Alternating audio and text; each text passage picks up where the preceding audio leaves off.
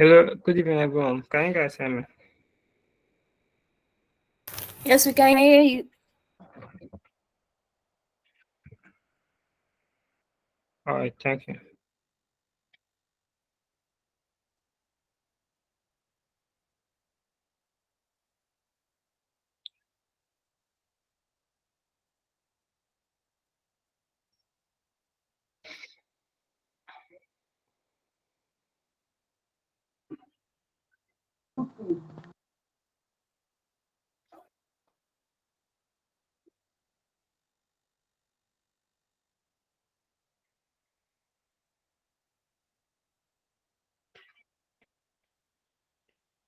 Okay, welcome to today's section. For today's section, we're still going to continue with cybersecurity, security operation center concepts. And the reason why we are taking so much time diving deep into this sub concept is for us to gain a whole level of appreciation for what we're going to be learning over the next 14 weeks. It's going to enable us appreciate the skills we're going to be learning. It's going to enable us appreciate the new tools we're going to learn, and it's going to enable us appreciate the roles we're going to be pushing. So for today's section, under sub-concepts, we're going to be talking about staffing and effective SOC team. So here we're going to talk about the different team roles and responsibility we have within a SOC team. So we're going to talk about the essence of having various roles. Even though the SOC team has one goal, that is preventing and responding to security incidents. Still within the SOC team, we're going to have like various roles. I'm going to talk about why that is important. I'm going to also dive deep into those roles to know their responsibilities within a SOC team. Then moving forward, I'm going to talk about security events data. So security event data is like analogous to um, data that is like relevant to a detective, let's say a police detective. So for a police detective, that has like fingerprints, stuff like that are relevant to a police detective. But then for us as cybersecurity personnel, we have certain security event data that are relevant to us to help us detect cybersecurity incidents, to help us detect threats and the rest of it. Then we're going to also talk about SOC analyst tools. That are the tools that help us carry out um, all those investigation and prevention and the rest. So staffing an effective SOC team.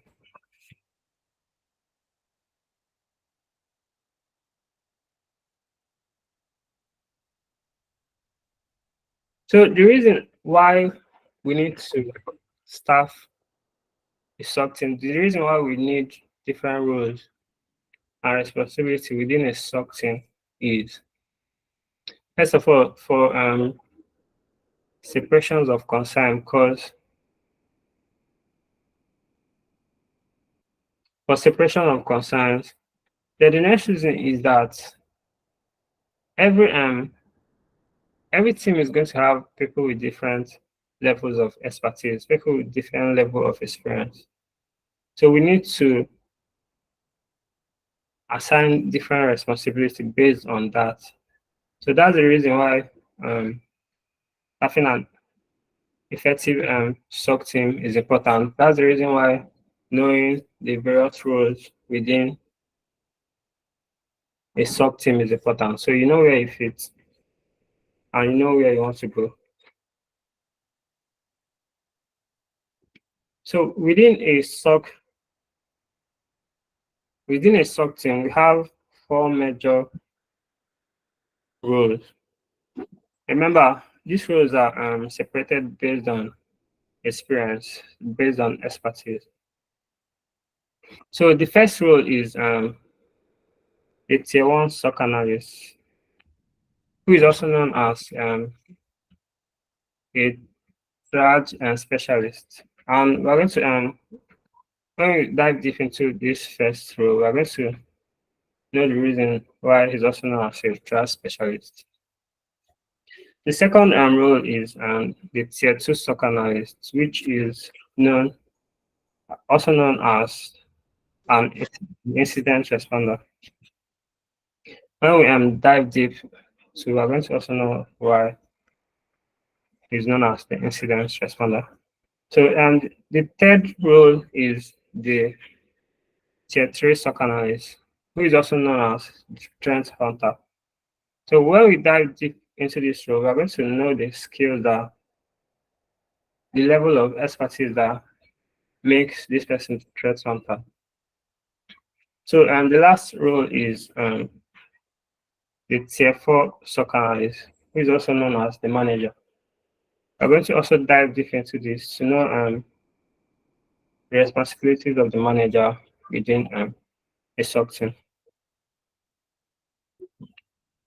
So first, we're going to look at the tier one SOC analyst, also known as the triage specialist. I don't know if anybody can help us with the meaning of triage to enable us understand this role more. Can anybody volunteer to tell us the meaning of triage? Or if you don't know, you can also check online and help us out.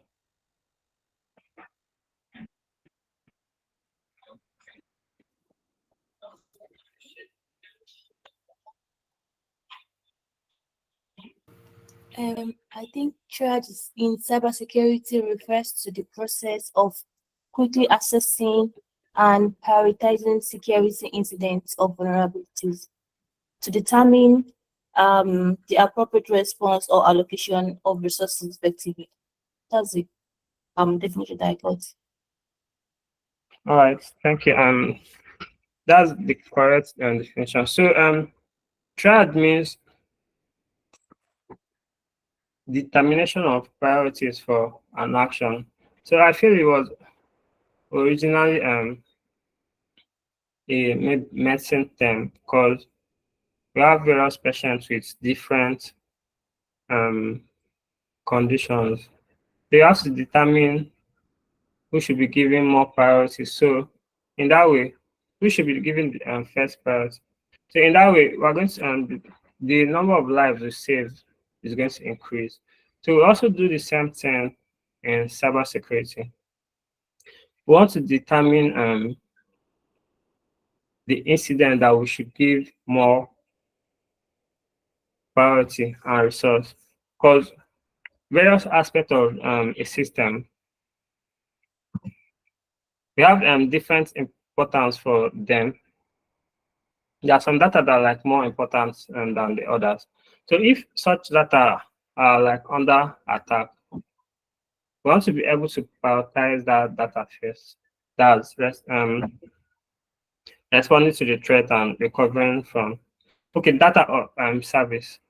So the function of the tier one analyst, also known as the triage specialist, is to determine this priority depending on the current incident that the depending on the current incidents we are having. So the responsibility of this tier one analysis to like evaluate all the alerts or incidents and prioritize all of them. So after he has finished prioritizing these incidents, he goes ahead to like try to with remember the tier one analysis he has the leaks level of experience or expertise. So he tries to like he tries to like use the skills he has to like attempt to respond to this incident. But then in most cases, due to his level of expertise, he may not be able to respond or even understand the incident fully. So in such a case where he's not able to respond to such incident, he's going to now escalate it to the next level analyst, which is the tier two SOC analyst. So we can see that, or we expect that the tier two analyst is going to have more skills and more skills and knowledge of cybersecurity tools than the tier one analyst to be able to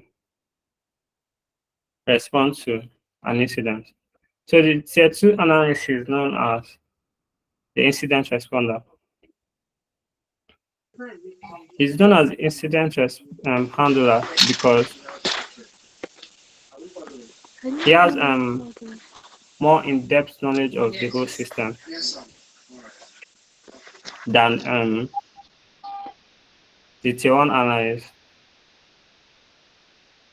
The tier one analyst has like basic knowledge to be able to prioritize different incidents, but then the tier two analyst has more in-depth knowledge. So due to this, he's able to like carry out more assessment of the incident. He knows where to find those. He knows where to find those event data that are going to enable him to understand an incident.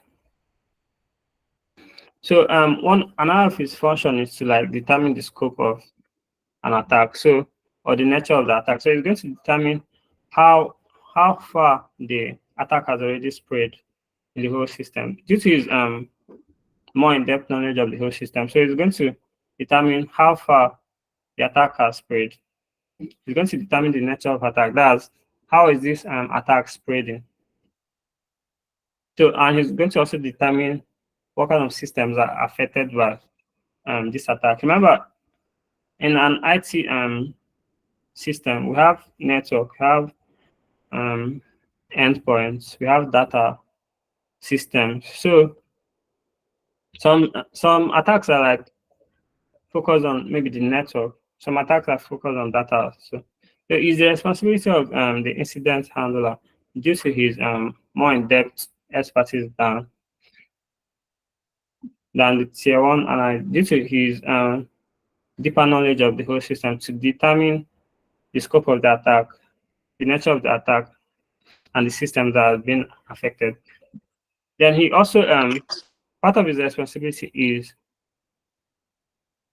after determining all this, if it's enough, he if he actually understands the incident, he now tries to develop a strategy to respond to it.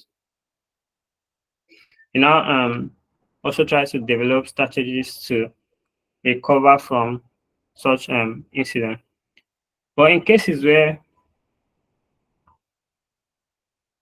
remember, our skills are not like all encompassing. We have limitations. So in a case where his skills are not up to par to the current incident, he's going to now escalate it to the next level analyst.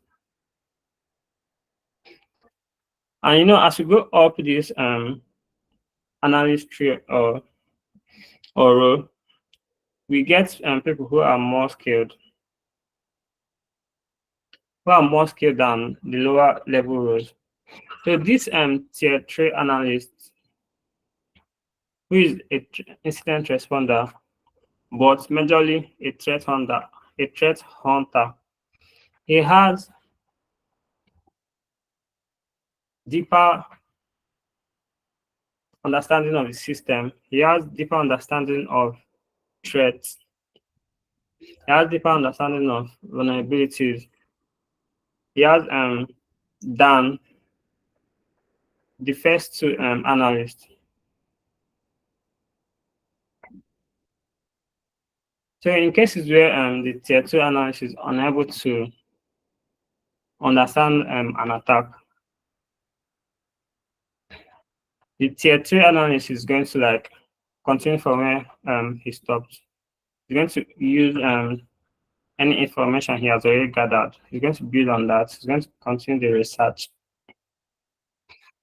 to try to understand this incident, to try to understand the nature of the attack, to try to understand the scope of the attack and the systems affected.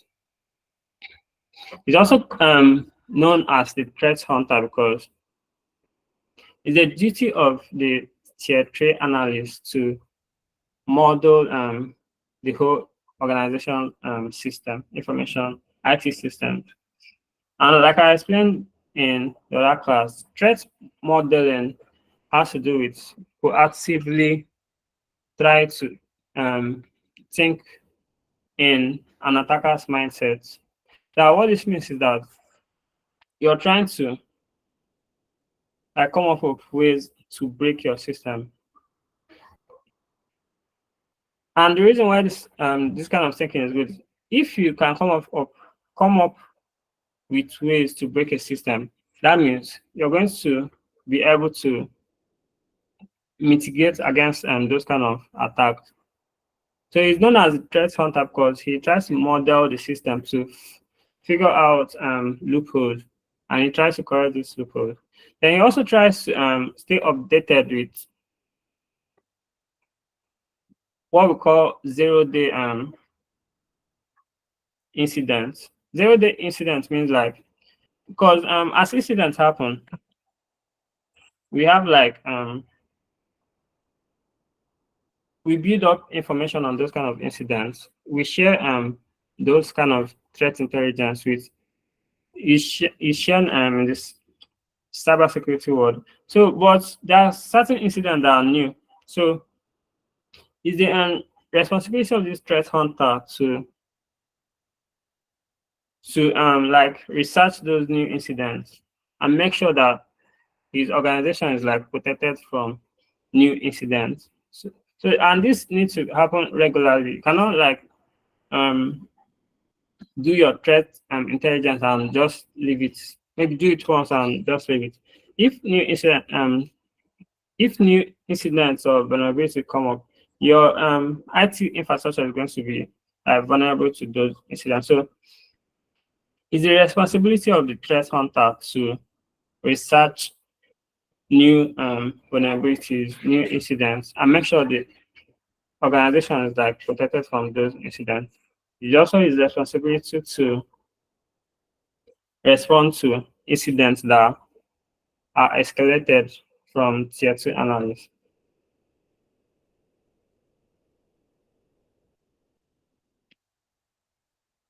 So the tier 4 analyst or the SOC manager is responsible for, I think this one is easy. Manager, he manages the whole team. He's responsible for hiring team members. He's responsible for training and evaluating team members. Another important responsibility of the SOC manager is the communication that happens between the SOC team and other stakeholders. We have internal stakeholders. That's in an organization. That means other departments in the organization have the legal, the HR, the C-level executive. So it's the responsibility of the SOC manager to handle this communication between his team and these other internal stakeholders. We also have external stakeholders, for example, police or the court of justice. So in a case of a breach, the police may get involved in investigations. You may need to press charges and the rest of it. So it's the responsibility of the SOC manager to handle this communication and also manage the rest of the security team. So before we head on to the next topic, I would like to know if there are any questions that you guys would like to ask. on this topic?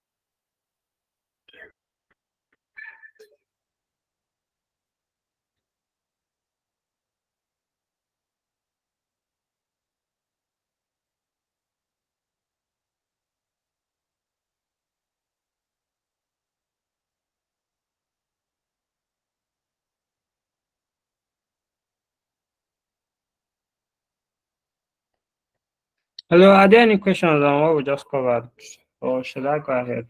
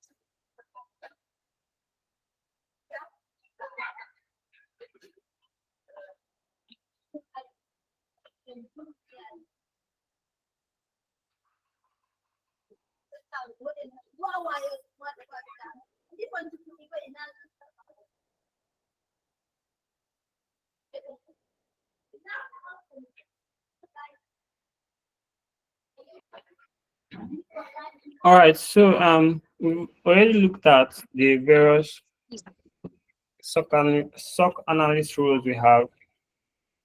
We've looked at the responsibilities. So the question now we are going to ask is, what are the tools that enable these analysts to carry out their responsibilities? Which tools enable them to carry out their responsibilities?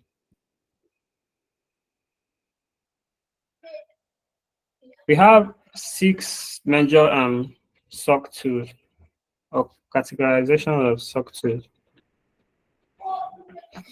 The first one is the IT service management. I feel even though if this tool is going to be like familiar with most people, because this kind of tool is not only used in cybersecurity, it's also used in other aspects of an organization. When we get to go deeper in it, we're going to see what I'm talking about. We have the second tool is the SIM tool, which is also known as the Security and Information Event Management System. In our previous classes, I explained briefly what this SIM tool is, but here we're going to go deeper into it. We know what it is and how SOC analysts use it, and which SOC analyst is like more specifically helpful to. Then we're going to talk about the intrusion detection systems and the intrusion prevention system. I'm going to find out how the SOC analysts use this in the day-to-day activities. I'm going to talk about the vulnerability scanner. I'm going to talk about threat intelligence tools and the penetration testing tools.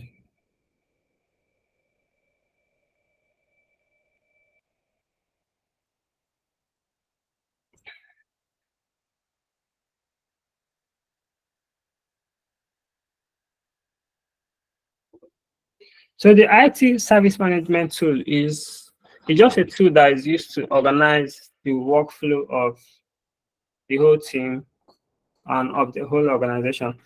What I mean by organize the workflow is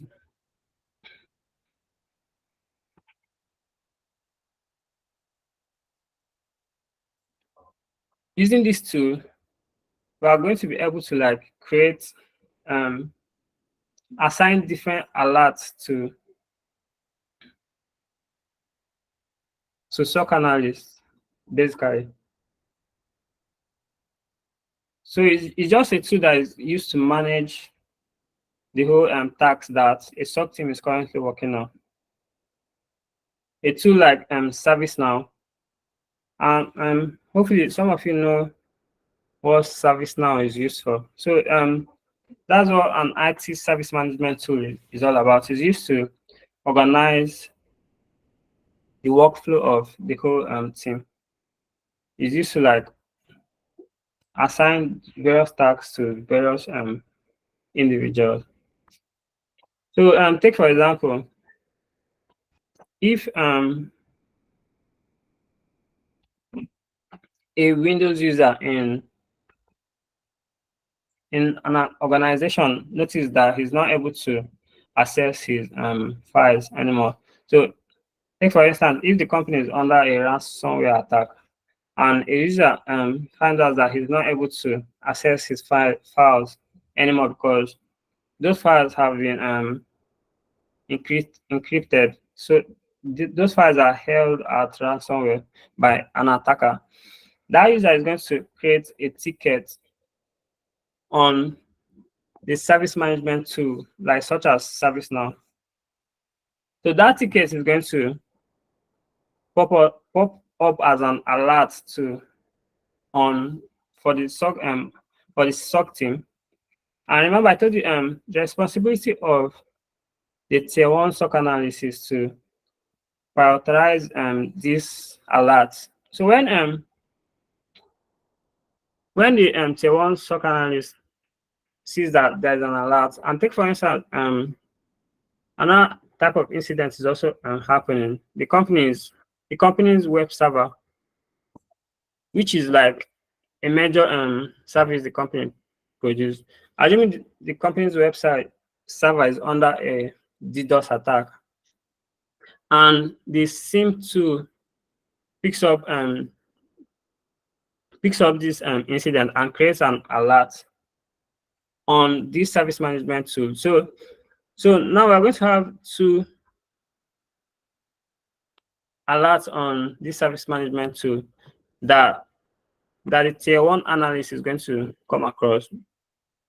So remember, the web server is provides like the service of the company, and the service of this service the web server is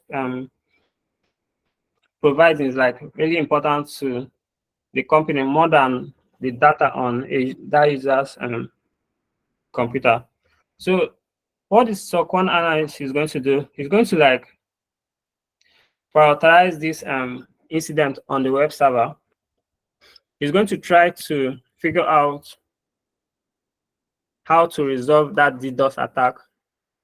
And a DDoS attack, for people that don't know, is like a distributed denial of service attack. That's what it means is that an advice. What it means is that a threat actor is trying to like make a service that our company is providing to other people unavailable. So when this tier one analyst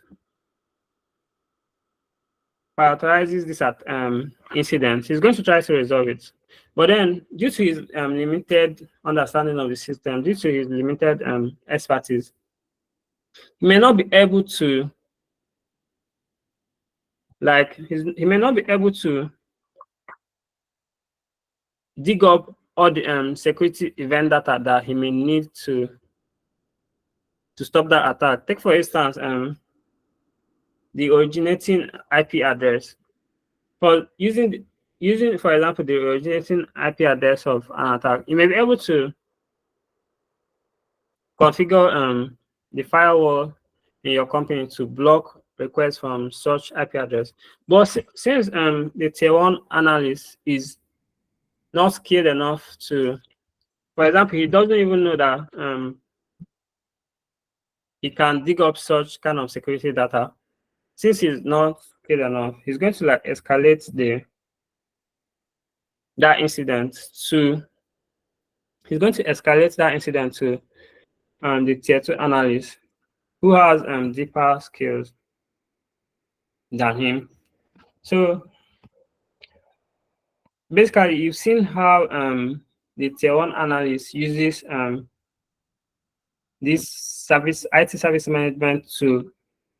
He uses it to carry out his responsibility of prioritizing incidents and escalating those incidents. So it's through this IT service management tool, such as ServiceNow, that he's able to see alerts. It's through this tool also that he's able to escalate incidents to the next SOC analyst, which is the tier 2 analyst.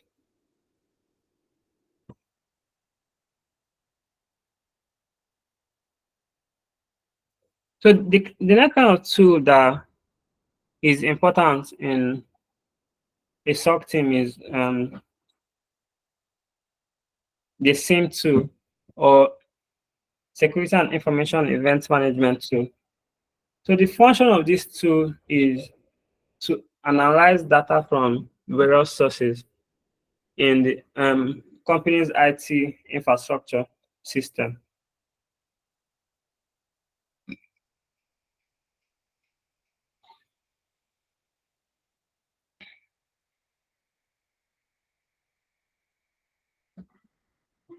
Like I briefly explained before, an IT infrastructure system is like made up of the endpoints.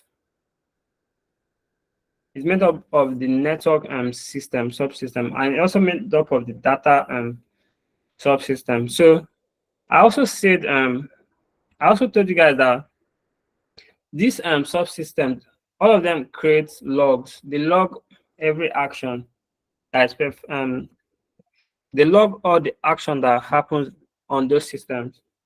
Take for instance, on a Linux or Windows endpoint, if a user logs into a system, that Linux system logs those kind of information. It logs the login action. If a user tries to access a website, that system is also going to log that action. So the same thing happens in the network system, and the same thing happens in the data system. All the action that happen on those systems are logged, and with the modern kind of IT systems we have that generates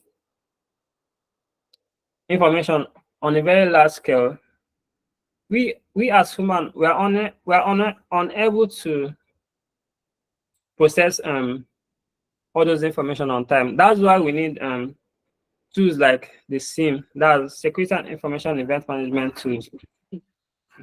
These are AI and machine learning technologies that process all this data to try to find out abnormalities. They try to find out which kind of actions that they try to find out the kind of action that resembles a cyber attack. So remember, they are artificial intelligence and machine learning technology. So they are like created in such a way that they are able to detect normal actions from a cyber threat action.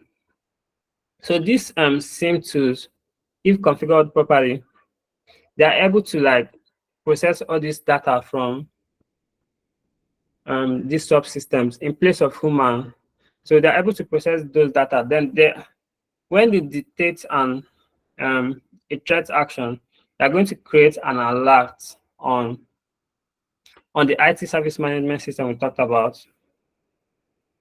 They're going to create an alert. Take for instance, if somebody is trying to disrupt the service we are providing on a server using a DDoS attack, when this seem to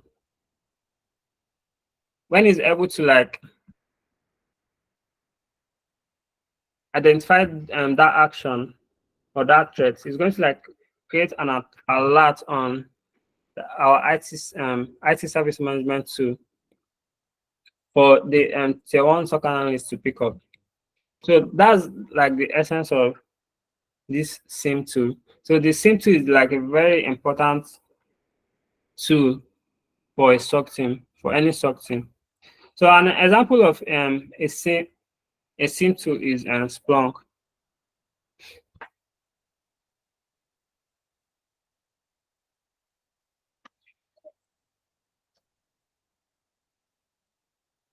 So the next tool I'm going to talk about is the intrusion detection system and the intrusion prevention system.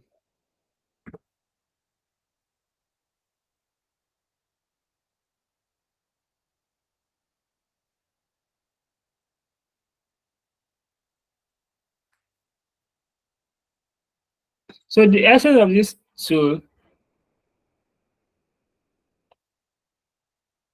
is to detect the essence of this tool is to detect malicious activities within our system. Take for instance, if after the SOC team has like configured security policies on end devices, like let's say a Windows device that a user is using other parts of the department, other parts of the organization. After we've configured like security policies, if any user that is not like part of the SOC team tries to change those security policies, our intrusion detection systems and intrusion prevention systems are going to alert us. In some companies, for example, users are not expected to go to log into such things as WhatsApp, Facebook, or the rest, because if a user is able to log into all those platforms, they may be able to share sensitive company data to. They may be able to share sensitive company data to our competitors. So most times it's the responsibility of the SOC team to configure security policies on those systems. So a user is not going to be able to log into WhatsApp or log into Facebook or all those other social media platforms that they can use to share company information. So imagine after we've configured those security rules, a user, we can have users that are also technology inclined. So we have such malicious users that go ahead to try to change those security policies. These intrusion detection systems and intrusion prevention systems, they're in place to help us catch those malicious users or those malicious activities. So when they see that one of the rules security policy we configured that somebody is trying to change it, they're going to also alert us. So in some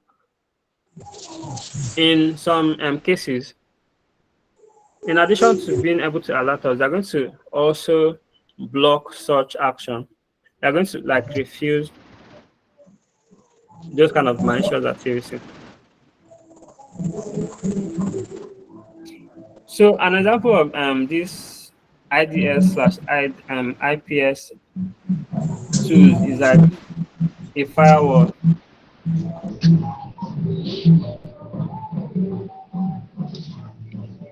Is a firewall. So you can already note down three three tools that as a SOC analyst, it's very important that we understand and we are able to use. So we have the IT service management tool, such as ServiceNow. We have the SIM tool, such as Splunk. Then we have IDS and IPS tool, such as Cisco Firewall. So being able to use these tools, you can always see that it's going to give us some edge. It's going to give us some edge, basically.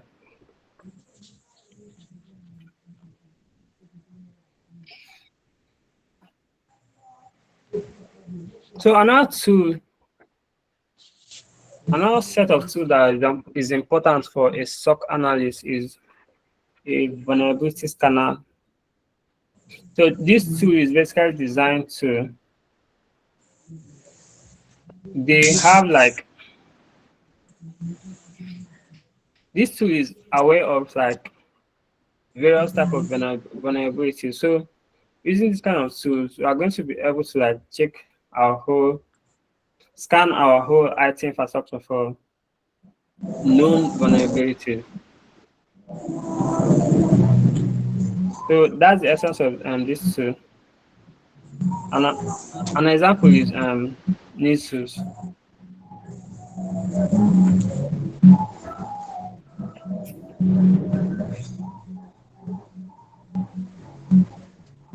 The next tool in a SOC analyst toolbox is the threat intelligence tool.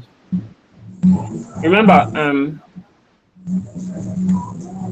the threat landscape is like evolving. So it's the responsibility of the tier 3 analyst, who is also known as the threat hunter, to research and find out new kinds of vulnerability out there, so that he's able to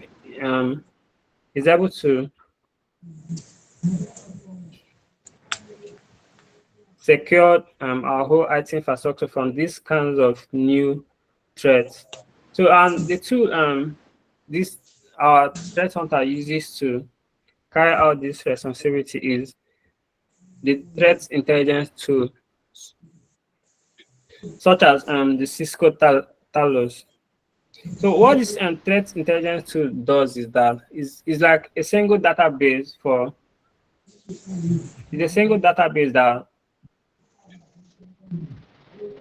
that like collects and compiles like information on various kinds of threats from various sources. So take for instance, if Facebook is like, if Facebook like suffers a new kind of threat of cybersecurity incident, they're going to like update this Talos database with after they've recovered and after they've responded and recovered from that incident, they're going to like update this threat intelligence database with information on these new kinds of threats.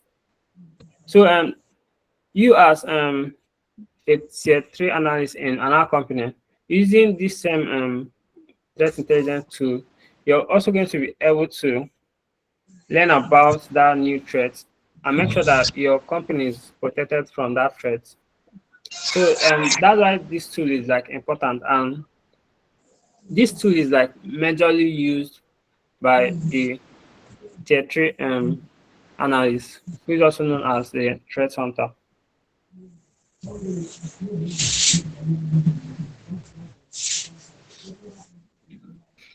So I'm going to take a pause here to know if there are any questions pertaining to these SOC tools we just talked about.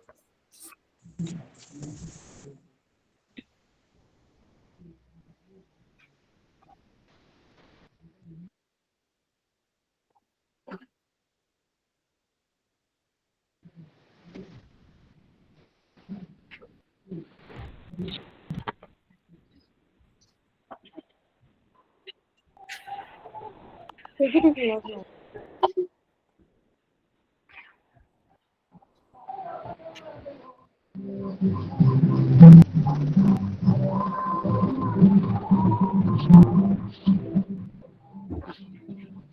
Definitely, do you have any question? Yes, I do. Okay. All right. Please, can you like um, give the major difference between DDoS and DOS, and also two questions actually. The second question is about the IPS, which is intrusion prevention service. I guess. So you said function is to raise alarm in case of any cyber threat. So I would like to ask because I worked with this intrusion prevention. Well, then basically what we did, because we did it for an ATM machine in a bank.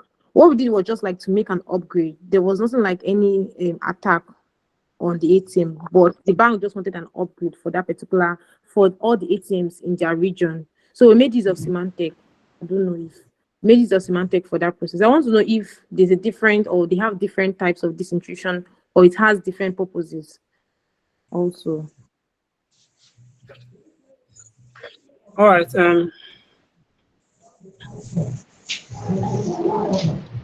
That IDS and IPS, they're also devices on the IT infrastructure. They're like devices that are like specifically meant for intrusion detection and intrusion prevention. So it's just like a firewall that sits for you to understand what this tool is now. You have to like understand the whole IT infrastructure like landscape. So those IDS and IPS, they sit between like the external network and the internal network. That's the internal network is like our system. So they basically sit between our system and external system. So they are there to like scan for.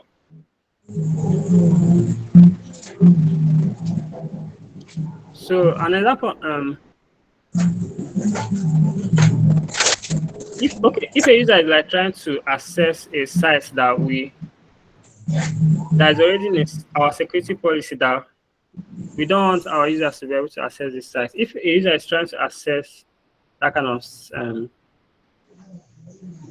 of site, since our IDS and IPS sits between our system and the external system, even if that request like leaves the user systems, if that user is able to like, well, usually how policies are implemented, they are first implemented on the system. That's to prevent certain action from happening.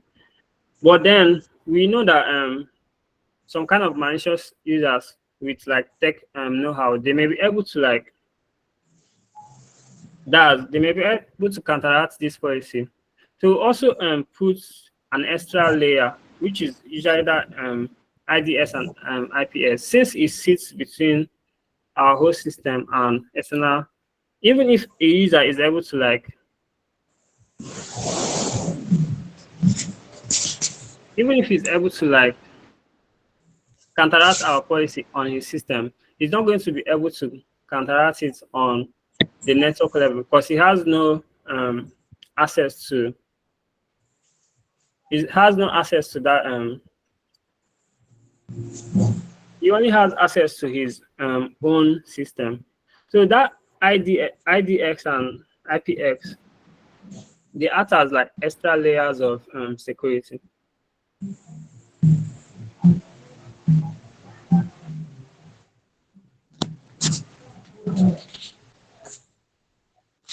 I don't know if this answers your question. In a way. Thank you. All right.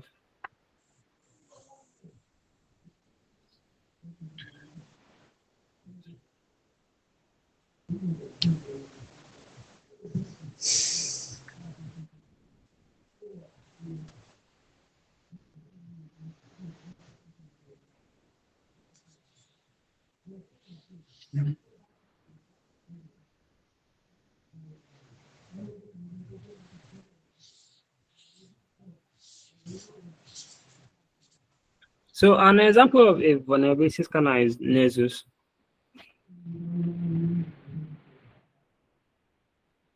Well, we are going to later on in the class we are going to have like a deeper dive into these tools specifically. So I guess after we've learned because first of all we need to understand the whole IT infrastructure.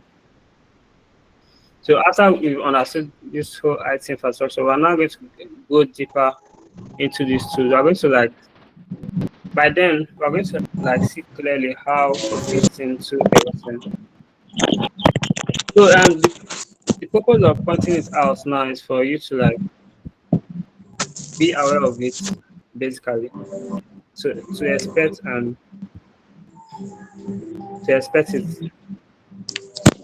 So but we're going to go deeper into it now.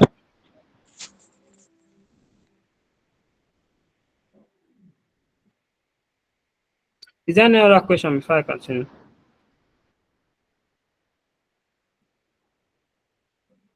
How many hours is this class supposed to last? I thought it's 1 hour.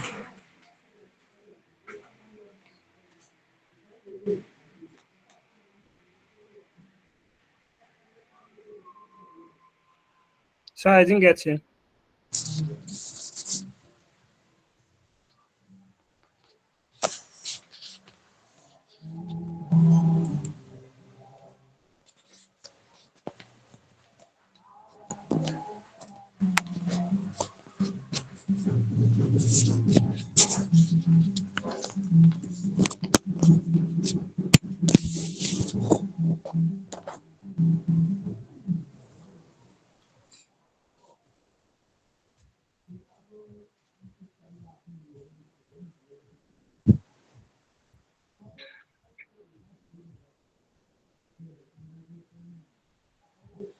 So lastly we're going to talk about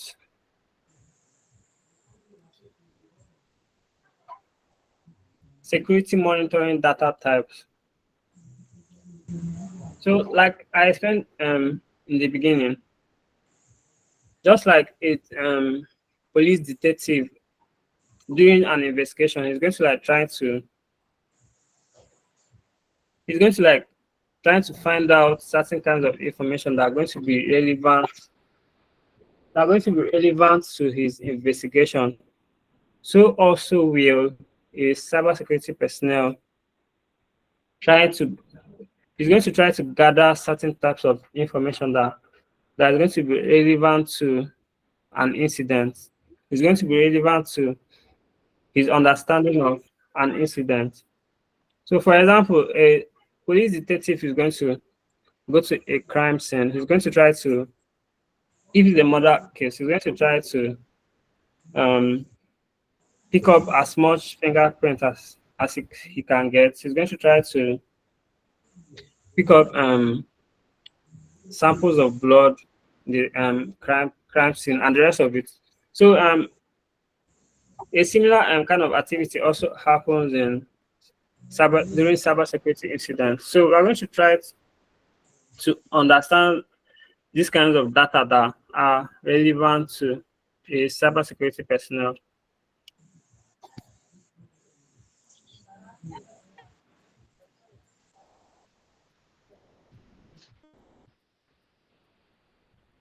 So some of the data that are relevant to a cybersecurity personnel is one, the section data.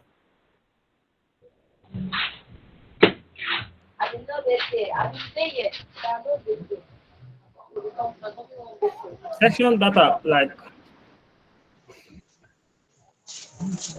Section data contains that information about a particular connection. We're going to go deeper into it as the next kind of data that is going to be relevant to a cybersecurity personnel is like a full packet capture.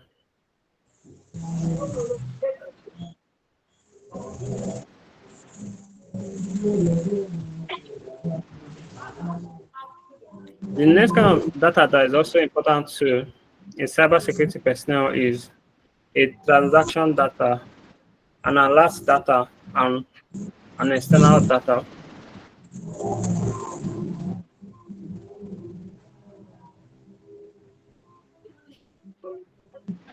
So, like I said, a section data is data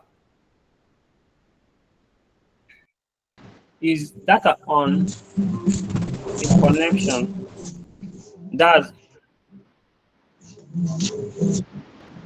This may be hard for you to understand if you don't have if you don't have an understanding of an IT infrastructure. But basically, how communication occur in IT system is usually between a server and a client. So a server is like a computer that is providing services to people, just like if Facebook has a server that is like providing services to us, the Facebook users.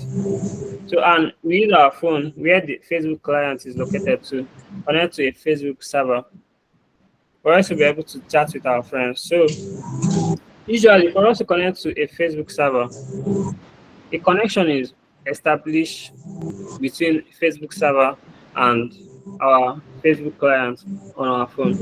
So,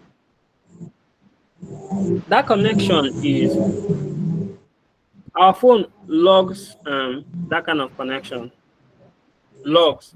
That means each time we connect to Facebook, our phone is going to like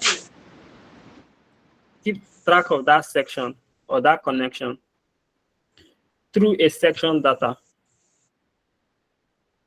So how is this going to be relevant to a cybersecurity personnel? You know, for an attack to happen, it means that a threat actor is going to attempt to connect to our system. So each time a threat actor connects to our system, that means our system is going to log that kind of connection. And what kind of information can we get from that section data? Because the threat actor like connects to our system, we're going to be able to know his IP address. So basically, the section data holds the IP address of the destination. That's whichever server we're trying to connect to, or whichever system we're trying to connect to. It holds the IP address of this destination IP address. It also holds the host IP address. It holds the port number.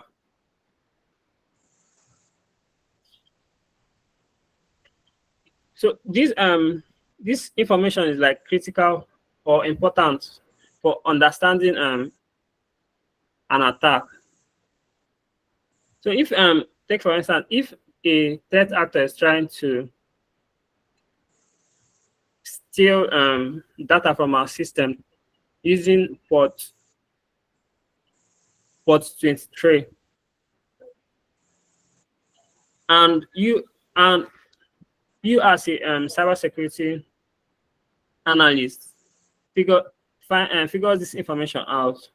One way for you to like respond to such threats is to configure rules on your firewall that is going to block connections from port 23. So basically, because you know about this section data, because you have this, you're able to get this section data, you are able to understand an attack and you're able to like respond to it. So just like it's just like a police detective uses like fingerprints in a crime scene to find out possible suspects. We also use section data to like find out where to find out like the locations of threat actors. Using those locations, we are able to like um these connections coming from those locations. So the fact that we're able to block those kind of connections means that we're able to even respond to such attacks.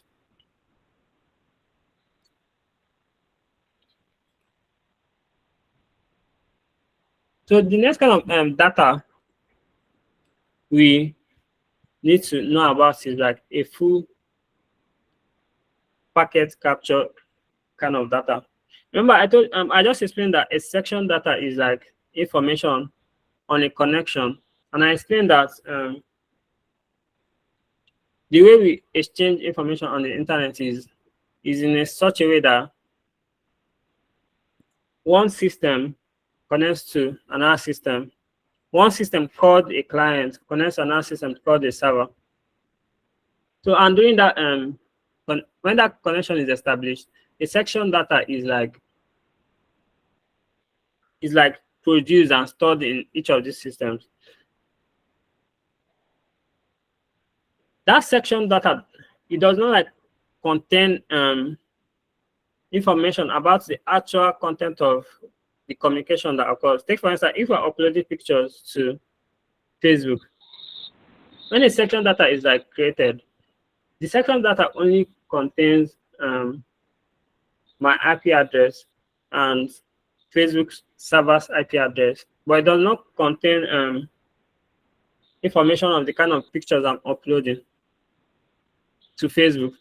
But then when we do a full packet capture, that full packet capture is going to like contain both the section data and the kind of data we are like communicating, that is being communicated between the two systems.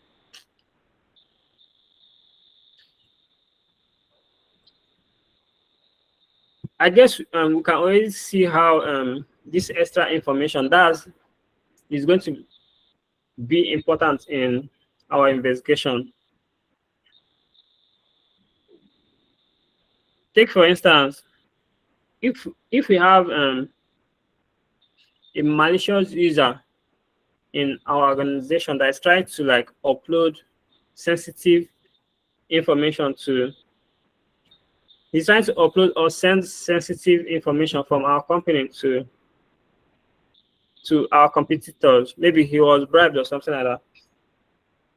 If you as a cybersecurity analyst detect such connection, maybe if WhatsApp is like prohibited in your company, but then you detect that somebody is using WhatsApp to upload those kind of sensitive information, you can do a full packet capture to determine the kind of information that user inside the organization is like sending out. So this kind of full packet capture is suitable as an evidence that is going to eventually be used, for example, in a court of law or to confront that user.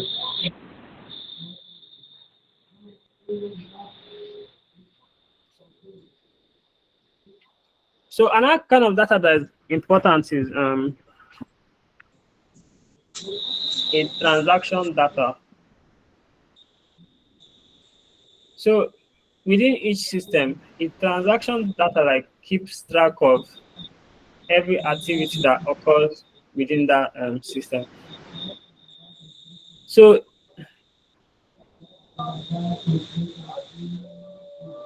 if, for example, I'm working in a company and the system that they gave me in that company was like configured to not be able to access WhatsApp, Facebook, and the rest. If because I already have certain IT skills, I try to change that security policy. Remember, that system is going to be logging all those actions that I'm carrying out. So if I try to change that security policy, that system is going to be logging that information that is going to be, for anybody that is going to like check it later, is going to tell the person that this user tried to change this policy that blocks him from accessing Facebook. So transaction data is basically it basically logs every action that is carried out on a system. So think about everything you did on your phone today. If you have like the skills and you're able to probe your phone, you're going to see that you're able to see all those actions that you carried out. Did you call? If you called someone, you're going to see that in the transaction data on your phone, you can see who you called, when you called them, how long you guys spent on the phone. If you log into Facebook, you're going to see that when you examine the transaction data on your phone, you're going to see that you logged into Facebook. This when you log out, and those kind of information are like stored in the transaction data of any system. So, and this kind of information is like very important for a cybersecurity personnel to understand the scope of an attack, to understand the nature of an attack. So when you find out that an attack is ongoing, you go through this transaction data, you're going to see that, oh, this threat actor logged into our system 5 hours ago, and since then he has been uploading he has been stealing information from our database and sending it to this this database with this server, communication server with this IP address. You're going to like, oh, you're going to like see that, okay, this attack is like trying to steal the information on our database. Either you one kind of response, one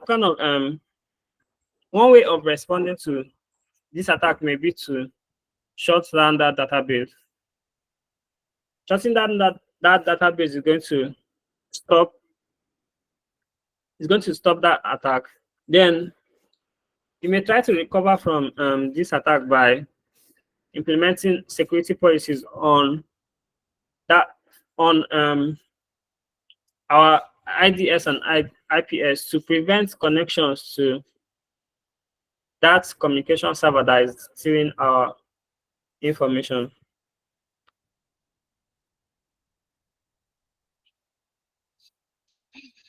So another kind of data is the alert data, and alert data is produced by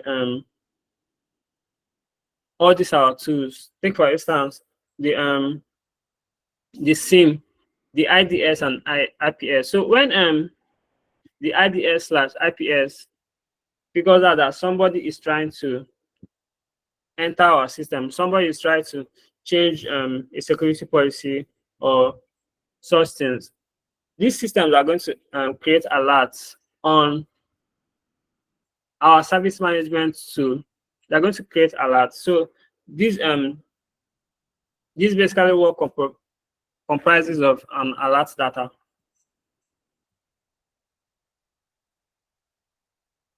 So the last one is external data, and external data is gotten from external sources. These are data on new kinds of vulnerabilities. These are data on new kinds of threats and the rest of it.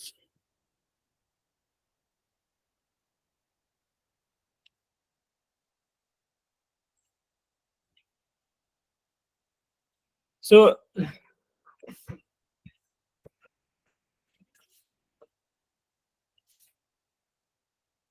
may actually be seeming like a lot now, but the essence of pointing all this out is not for you to understand everything in one sitting. It's just for you to have an idea of it, to start gaining appreciations of it. So So what I expect from you now is just to jot down this major, to jot down the major points. All these data I've talked about, jot them down. All those tools I talked about, also jot them down. Then all those responsibilities and different roles of a SOC in a SOC team, jot them down too. As we progress in this course, we're going to like touch them one by one. So we're going to like go deeper. So my hope is that by the time we start touching them one by one, you're going to have like more questions because you have an idea of it. You have like, my hope is that you now like have an overview of the whole SOC ecosystem.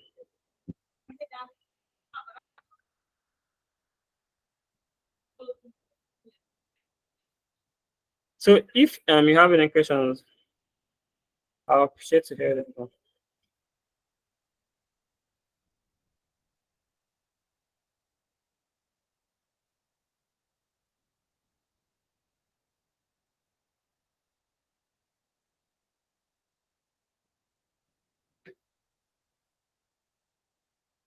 Okay, good evening, sir. Good evening, everybody.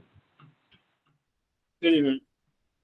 Please, my question is for the tiers of the SOC analyst. What exactly separates them? Like, how can you climb up the ladder? Is it just experience that makes the tier two, or there's something else you have to do for you to climb up to? For example, now let's assume this person just started out and maybe is a tier one. Is it that consistently when you keep working over the years you just keep climbing the ladder, or there are certain things that is required of you to do before you can be tagged or labeled as a tier 2, tier 3, or tier 4 SOC analyst? Okay, the major thing that separates these tiers is the experience and the skill, particularly the skill. You can see that all the tiers have like different responsibilities.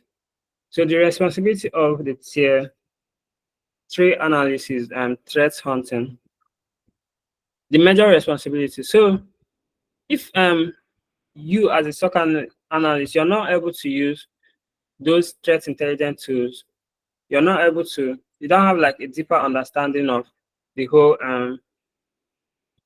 whole IT infrastructure, you cannot be a tier 3 analyst, because the major responsibility of the tier 3 analysis and that threat intelligence. So that tier 3 analyst has deeper understanding of threats and vulnerabilities. He has deeper understanding of malwares. So if you as a SOC analyst, you don't understand all those things, you cannot categorize yourself as a tier 3 analyst. So if you want to climb up to that, you have to like continue your studies, like continue learning about those skills, those tools that is required to carry out the responsibilities of a tier 3 analyst. So basically what separates the tiers is the skills and the responsibility. The skills, the experiences, and the responsibility. All right, thank you very much. You're welcome.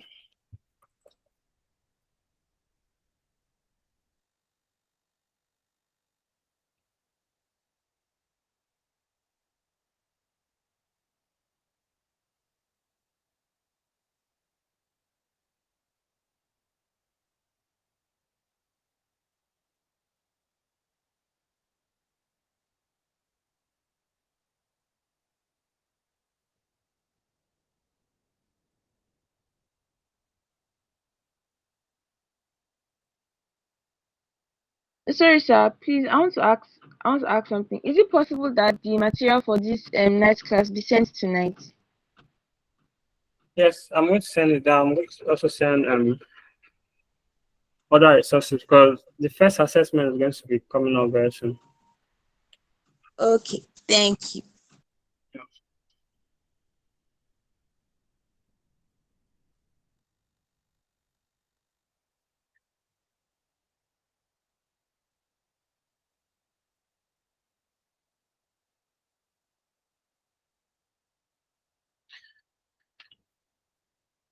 All right, it seems that there's no other question.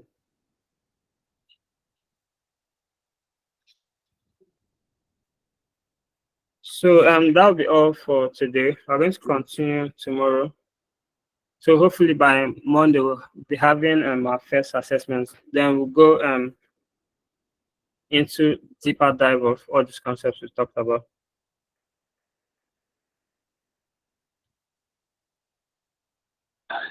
All right, sir.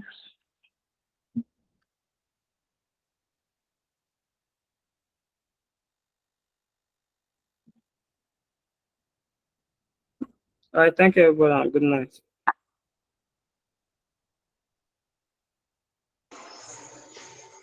Good night. Thank you.